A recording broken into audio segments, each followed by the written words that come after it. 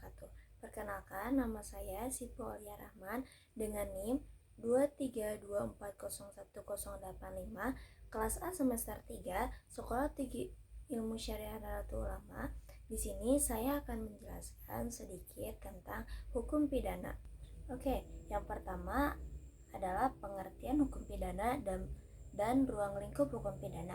Hukum pidana adalah hukum yang mengatur tindakan yang dilarang, yang mana jika dilanggar peraturannya akan dikenakan sanksi pidana. Dan yang kedua adalah ruang lingkup hukum pidana, dapat dibagi menjadi dua bagian, yaitu jus penalti atau hukum pidana material.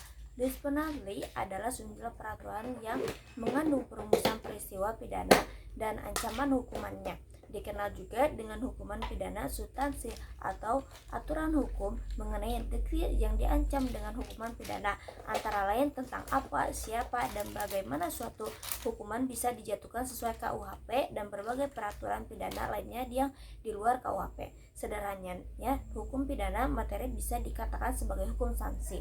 Yang kedua adalah luis penalti atau hukum pidana formal hak memindai, atau luis adalah hukum aturan mengenai hak negara untuk menghukum seseorang yang melakukan peristiwa pidana.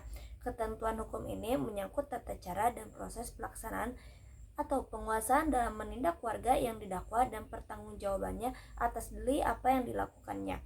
Ini merupakan realistik hukum pidana substansif material, yakni hukum ancaman pidana yang diatur dalam KUHP nomor 8 tahun 1981 dan berbagai ketentuan hukum ancaman pidana lainnya yang terdapat di luar KUHP.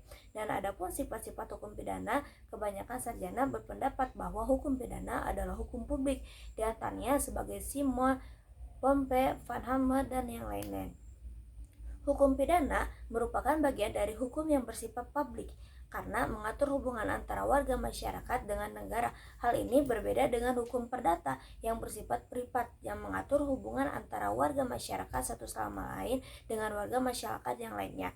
Dan tujuan utamanya adalah menjaga ketertiban umum, melindungi masyarakat, serta menegaskan keadilan sebagai warga negara yang baik.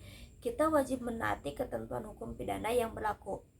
Adapun fungsi hukum pidana secara khusus ialah melindungi kepentingan hukum terhadap perbuatan yang tercela. Menurut Santos Kertanegara dalam bukunya Hukum Pidana dan Helmin Hadianti Weswadi dalam bukunya Perkembangan Macam-macam Pidana dalam rangka pembangunan hukum pidana, yang dikategorikan kepentingan hukum tersebut yaitu nyawa manusia. Bagi yang melanggar kepentingan hukum ini, yaitu menghilangkan nyawa orang lain, akan diancam dengan antara lain pasal 338 KUHP.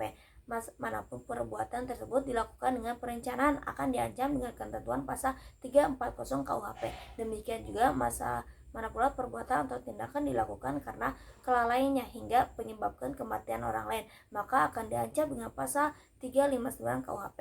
Selanjutnya ialah hubungan hukum pidana dengan ilmu lainnya. Yang pertama, hubungan ilmu hukum pidana dengan filsafat. Untuk mengadakan analisis dan sistematis terhadap kaidah-kaidah hukum pidana untuk kepentingan perdebatan yang benar, filsafat ilmu juga berusaha untuk menentukan asas-asas hukum pidana yang menjadi dasar dari hukum pidana positif. Yang kedua, hubungan ilmu hukum pidana dengan sosiologi. Hubungan dengan hukum pidana sosialis memutuskan perhatian pada sebab-sebab timbulnya peraturan pidana tertentu dan mencari cara-cara untuk berantasnya penyelidikan. Tentunya sebab dari kejahatan ini dicari pada diri orang lain atau pada keadaan masyarakat serta efektivitasnya di dalam masyarakat. Yang ketiga, hubungan ilmu hukum pidana dengan politik.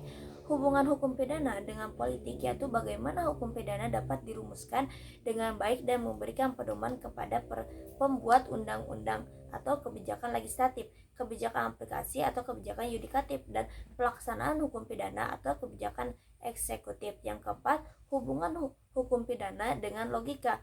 Untuk menentukan kebenaran dalam proses pembuktian dan penyidikan, pada usaha menentukan kebenaran ini biasanya digunakan hipotesis atau penggunaan terdahulu dan tertolak dari hipotesis inilah usahakan pendapatan pembuktian yang logis. Dan yang kelima, hubungan ilmu pidana dengan psikologi atau untuk kebijakan penentuan yang terkait dengan aspek-aspek perilaku manusia dalam proses hukum seperti ingatan saksi, pengembalian keputusan juri atau hakim, perilaku kriminal.